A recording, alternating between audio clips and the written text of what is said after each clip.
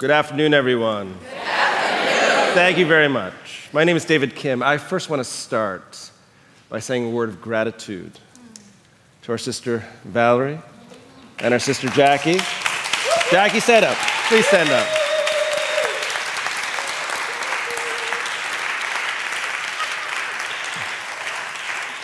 Now, the people and traditions I come from, we start with a word of gratitude. I am a Confucian and I am a Christian, which means that I am born from ethical relationships and born from love. I say this in this moment because this is a moment where we need to be clear where we come from, and not just where we're going. We also have to understand the moment deeply.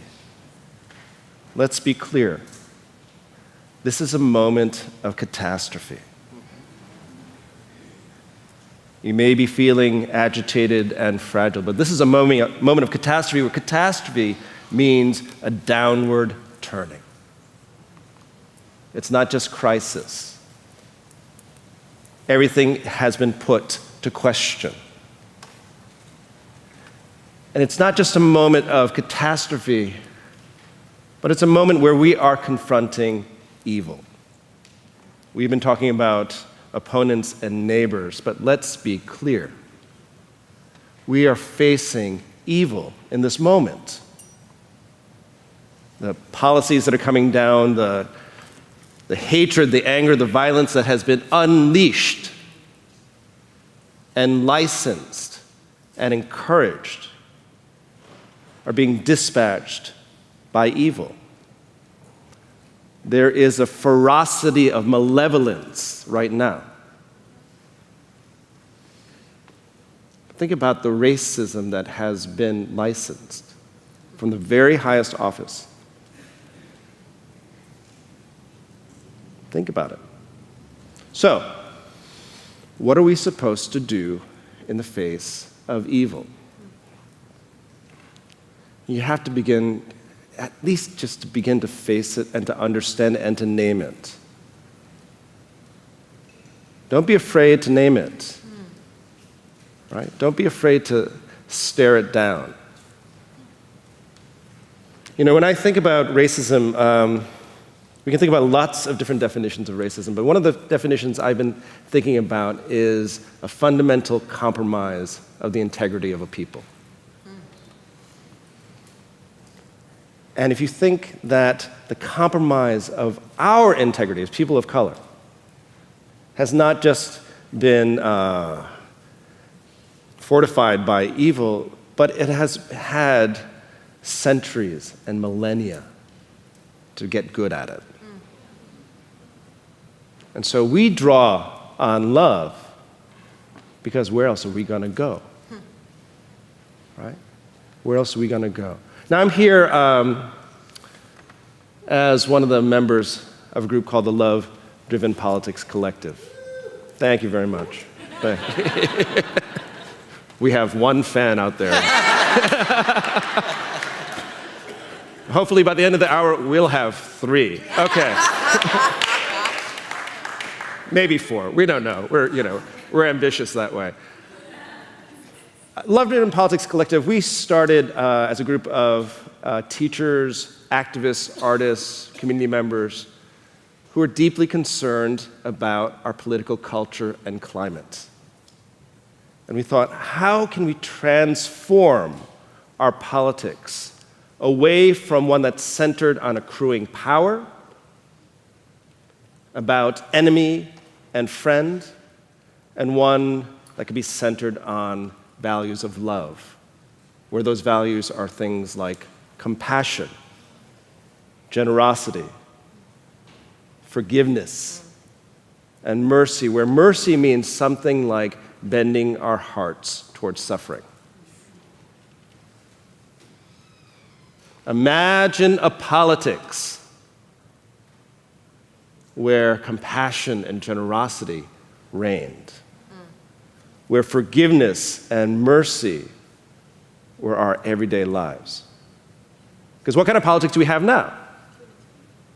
We have a politics of annihilation. And think of what about annihilation means. It literally means to make the other nothing. So you talk about racism, right? The compromise of people's integrity. An annihilation where you have structures that are seeking to make you nothing. Not just to erase you, but to actively reduce you to zero. So you can imagine the big lift and the big shift that has to take place. How are we going to begin? And how are we going to think through this shift from annihilation to love? You know, I was thinking about the invocations of the Golden Rule by these amazing folks. The version of the Golden Rule I want us to think about is not love thy neighbor as thyself, but love thy enemy as thyself. Think about how hard it is to love thy enemy when you know your enemy is not just seeking your annihilation, but you know your enemy is an agent of evil. And I'm not talking about your cousin. Because I can love your cousin. I'm going to have a harder time loving, let's just name our president. Right? How are we supposed to love thy enemy? And what does it look like and feel like to love one's enemy? Where that mandate, that holy mandate, is monstrous. Love evil? Love evil? How are we going to begin to imagine loving evil? This is where it gets shaky. Right? And it should feel shaky. You should feel, we should be trembling in the face of this. Anyone who feels calm, they're lying. You know they're lying, right? Because one of my concerns right now, on this 100th day of this horrific presidency, is that people are starting to get used to it. You hear me? They are starting to feel like this is normal. Oh, they're not such bad people. No, they're okay. He's really, doing this for cover. No, this is not normal. Don't get used to this. You hear me? Do not get used to this feeling of being subjected to evil. It's as if to say to folks, get used to the compromise of your humanity and your integrity. Do you understand me? Do not get used to this feeling. Be agitated. Be agitators. You want to join a resistance, right? See? One more fan. We got two. You want to join a resistance, but make sure that resistance is born out of love. And it's a resistance that is born to birth a beloved community that let's be clear, it's a beloved community that we have not yet fully seen and not yet fully felt. I'm a teacher, I'm an academic, I'm a scholar, amongst other things, and we tend to spend a lot of time talking about thinking. So let's rethink our moments. The charge of love-driven politics is to say, let's re-feel our moments. Where it's not just to feel good, but it's to feel reality. And it's to feel toward a future. So if the beloved community is our future, our hope, our aspiration, where aspiration means something like breathing and the spirit moving towards that, what are you going to do to get there? What are you going to do to get there? There's an exercise I do with my students. I ask them these 3 questions, sets of questions. said, what are you known for? And what do you want to be known for? What are you praised for? And what do you want to be praised for? And what are you damned for? And what do you want to be damned for? Wow.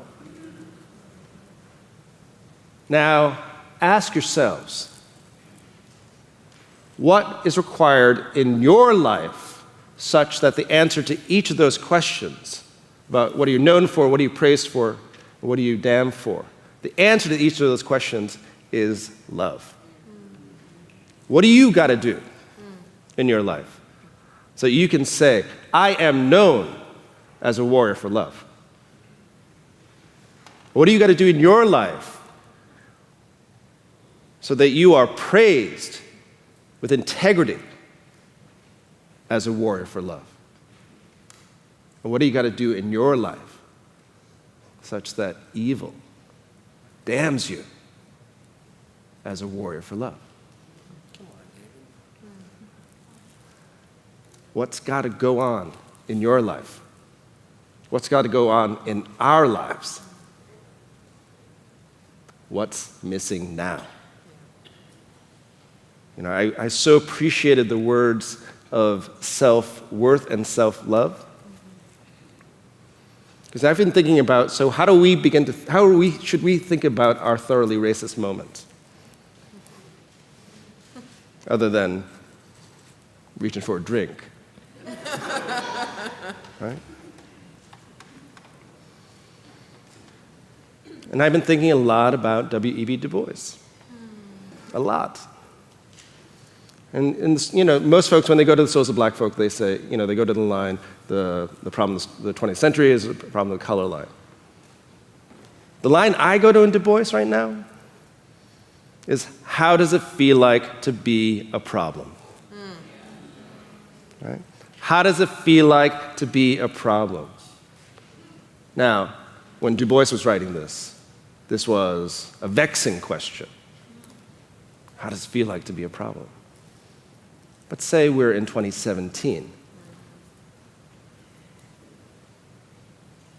in the era of Trump, where the question, how does it feel like to be a problem to evil, is a question of hope. How does it feel like to be a problem to Trump is a question about love. We want to take our vexations, our catastrophic moments, and convert them and find possibility inside them. I mean, there's a lineage of questions that you can draw down from Du Bois. Go to Baldwin. Remember that moment in The Fire Next Time? Baldwin, our great secular gospel writer, right? Baldwin, you know, that beautiful letter to his nephew, and he's talking about his childhood in Harlem, and he talks about the blood-stained and urine-soaked hallways and the young lives that are gone, and he says, what happened to all that beauty? How does it feel like to be a problem? What happened to all that beauty? And then I go to someone like Fannie Lou Hamer. 3 fans.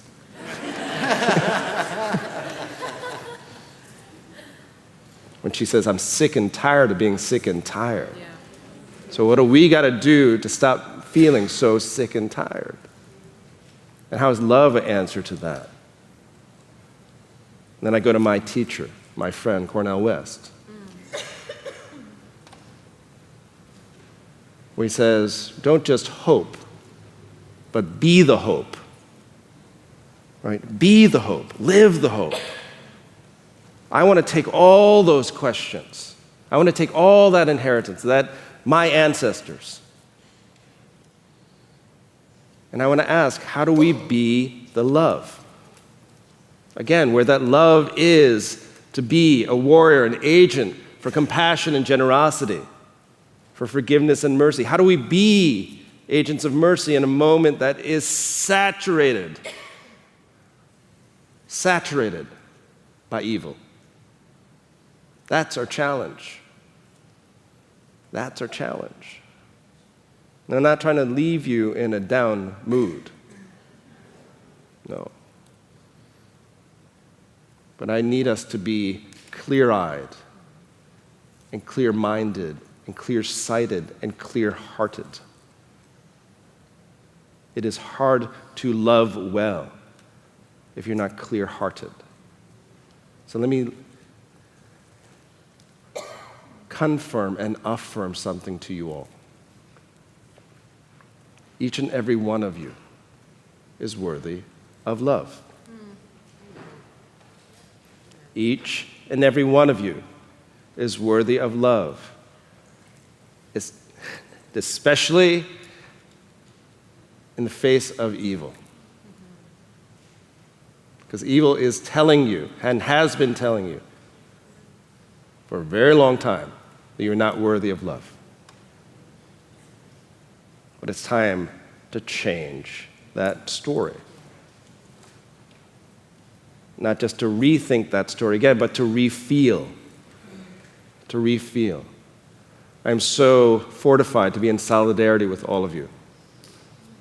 I feel that coursing in this room, this amazing space, this extraordinary space with these extraordinary people. We are not alone, right? We are not alone. So I want to thank you. I want to thank you.